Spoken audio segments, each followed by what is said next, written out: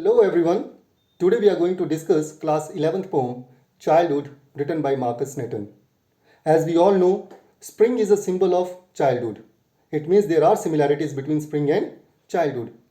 So, taking in view this particular situation, I have an exercise for you people. And the exercise is that you have to find out similarities between childhood and spring. Two images are flashing on your screen. One is related to childhood, another one is related to spring. So the task is find out the similarities between childhood and spring, because these similarities will be beneficial at the end of this poem. So first of all, we will discuss the theme of the poem, that is childhood. Markus Natten here thinks over his lost childhood, that where actually has he lost his childhood. It means now he has grown up. The poet wonders when he lost his childhood and the innocence he had, because when he grew up, he had also lost his innocence. The poet contrasts between the childhood and the adulthood. Now the contrast is on the basis of innocence and hypocrisy that we are going to study in the poem. Let's begin our poem, the stanza 1. When did my childhood go? Was it the day I ceased to be 11? Was it the time I realized that hell and heaven could not be found in geography, and therefore could not be, was that the day? So this is our stanza 1. So before understanding stanza 1, I would like to go with the basics of poetry. And the basics of the poetry says that the very first line, when did my childhood go? It's an interrogative sentence. Interrogative sentence symbol I have already circled on the screen. When did my childhood go? And at the end, you can see there is an exclamatory sentence. Was that the day? So there is a relation between these two sentences. The first one, it represents suspense. So we can categorize this poem, Childhood, into a suspense poem. What is the suspense? The suspense is that the poet has lost his childhood. So he is totally puzzled. He is baffled. He doesn't know where actually has he lost his childhood. So he is in search of his childhood. So sign of interrogation, it represents what? It represents suspense. And was that the day? The exclamatory sentence, it reveals what? It reveals the suspense. So let's see whether the suspense that is created by Markus Natten, is it revealed at the end? Does he get any answer to his question or not? When did my childhood go? Was it the day I ceased to be 11? So here the poet wonders about when his childhood came to an end. He introspects himself. He is asking questions to himself only. And what does he ask? Was it the day when he was no longer 11 years old? It means 11 is a very significant number here. Significant in the sense because it is the end of childhood and the beginning of adulthood. It means when he stepped into adulthood, was it the day when he lost his childhood? Was it the time I realized that hell and heaven could not be found in geography? So again he thinks, he wonders, was it the day when he realized that hell and heaven never existed? And they could not be found in geography book. Here geography represents what? It represents map of a world. And therefore could not be, was that the day? So he is in a search of his answer. Where did he lose his childhood? So ultimately in stanza 1, he comes to a conclusion that he realized that they are all imaginary things. What are imaginary things? Hell and heaven. They all are imaginary things. It is just his imagination. So let's discuss the poetic devices used in this stanza. The first poetic device that has been used by the poet, it is the time. The time means the sound is repeating. It means it is a clear case of alliteration. Then, was it the time I realized that hell and heaven could not be found in geography? So again one more poetic device is used here, and that is hell and heaven, that I have given orange color. Hell and heaven. Hell and heaven, they are two contrasting statements, two contrasting words, opposite meaning words. But they are used in a sentence. So when two contrasting words or opposite words, they are used in a sentence, they comes under antithesis. Now what is an antithesis? Two contrasting ideas in a sentence. We have one more literary device, we have one more poetic device which also comes under this category, but it is slightly different from antithesis. That's an oxymoron. And what does an oxymoron mean? Oxymoron means that two contrasting ideas in a phrase. So if two contrasting ideas in a phrase, then it means oxymoron, and if they are in a sentence, then it means antithesis. When did my childhood go? So this is the opening statement of the poem, and you will find, because we have 4 stanzas in this poem, and you will find that the poet, he keeps asking this question in each and every stanza. It changes at the end. So when a particular statement, full statement is repeated in each and every stanza, it is counted as refrain. It is specially used in songs or in poems. So let's come on to stanza 2. Again stanza 2. When did my childhood go? Again he is still confused. In the first stanza, he tried to get an answer to his question, but he is not satisfied with the answer. So again he ponders, again he thinks, again he wonders, when did my childhood go? Was it the time I realized that adults were not all that they seemed to be? They talked of love and preached of love, but did not act so lovingly. Was that the day? So here in stanza 2, what the poet wants to convey, he repeats the same question. He is still in confusion. He has not got an answer to his question which he asked in stanza 1.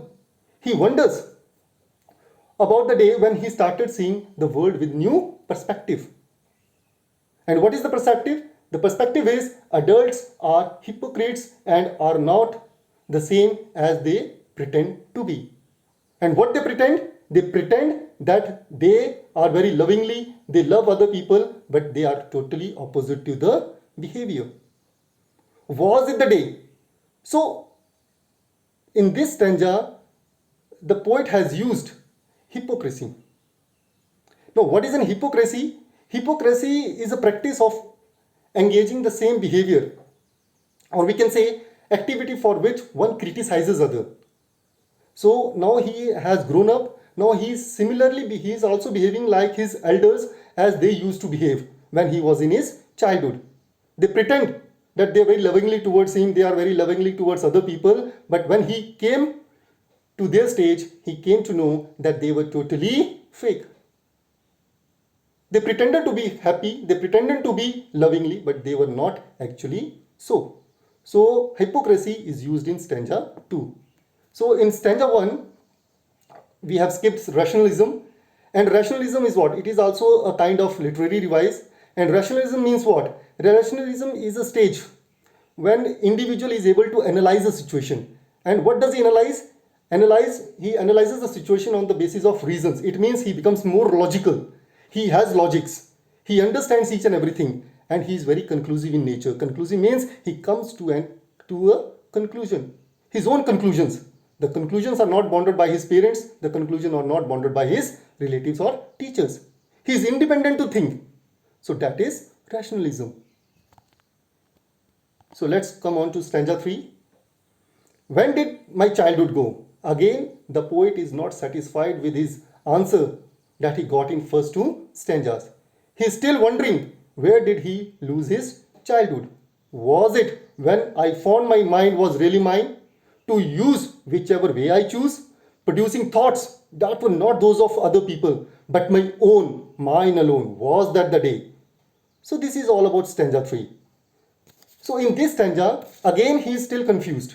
He hasn't got a satisfying answer to his question, when did my childhood go? He's still confused. He thinks that the day he realized, or we can say, so he thinks over about the day he realized that his thoughts, they were not bounded by others' thoughts. They were his own thoughts. They were his own creativity. It means earlier he was directed by his parents, he was directed by the teachers, he was directed by his siblings. But now when he had grown up, now when he had become an adult, he was not bounded by all these limitations. He was an independent person. And that refers to what? That refers to individuality. Now, what's an individuality? Individuality means what? That a person has his own personality. And personality in the sense what? Personality that thinking for himself without following others, thinking blindly. So he doesn't blindly go behind other people. He doesn't follow other people. He has his own thoughts. He is more innovative. He is more creative now. So stanza 3, it revolves around what? It revolves around individuality of a person. He sensed a separate personality. He thinks that he is different, or he is a bit different from other people. A sense of separation is there in the form of personality. Was that the day he lost his childhood? Still he is wondering, still he is confused that was it the day he lost his childhood? So again, let's come on to the poetic devices here. Here we can see the poetic devices that has been used here. My mind. Again, alliteration is used, and one more that we have already discussed. It is all about individuality. But still he hasn't got any answer to his question. He's still wondering. So does he get any answer to his question or not? Let's see in the last stanza of the poem, that is stanza 4. Where did my childhood go? It went to some forgotten place that's hidden in an infant's face. That's all I know. So still he is confused. He's wondering that where actually has he lost his childhood. It went to some forgotten place. Has it gone to a forgotten place? No, what is forgotten place? It means at the end of this stanza, at the end of the poem, he realizes that he hasn't lost his childhood. But there is a shift of childhood from one person to another person. And where does he find it? That's hidden in an infant's face. What he says? That's hidden in an infant's face. So let me locate it. It is that's hidden in an infant's face. That's all I know. So ultimately he laments. He feels guilty that why did he think that he has lost his childhood? He's feeling embarrassed at the end of this poem. So because he has got an answer to his question, he concludes that his childhood had gone in some forgotten place, and the forgotten place is what? The forgotten place is the infant's face. The same innocence that he had in his childhood could be found in a baby's face. Infant's here means what? It means a baby. He cherishes the moment. He cherishes his innocence, which has vanished now and could be seen in a baby's face. So we can say the sweet memories of his childhood has again come to his mind. He has become nostalgic after looking at a baby's face, because he feels that he has not lost his childhood, but the childhood has shifted from one person to another person. From one person, as soon as he lost his childhood, the childhood could be seen on other baby's face. So what the poet wants, he says that childhood is immortal. Immortal in the sense it can never be lost. But the thing is that it shifts from one person to another person. If you really want to cherish the moment, just look at the face of an infant baby. You would really enjoy the moment. In the beginning, I had asked you to make a comparison between two words that were childhood and spring. I hope you all have gone through that particular perspective. I have some comparisons for you people. The first one is that spring and childhood, they represent innocence and gentleness. They're very pleasant. After the winter, when everything is very dull, it is monotonous, suddenly in the month of or in the season of spring, everything becomes so mesmerizing, it becomes so beautiful. Or we can say, if we talk about the 4 seasons, the best season could be the spring season. New birds, love, hope, growth. It is a symbol of all these elements. And similarly, childhood is the same thing, because when once the childhood goes away, it never comes back. We can only cherish, we can only remember those good memories of our childhood. Memories which one always carry close to one's heart. They are very close to one's heart. And why are they very close to one heart? Because when those days we were not logical, we were not hypocrite, we hadn't found our individuality, we hadn't been more rational. We were what we were. So let's come on to the message of the poem. The message of the poem is, the message that Markus Natten has conveyed through this poem is that the innocence of childhood stays till the time one is an infant. And that is all he knows.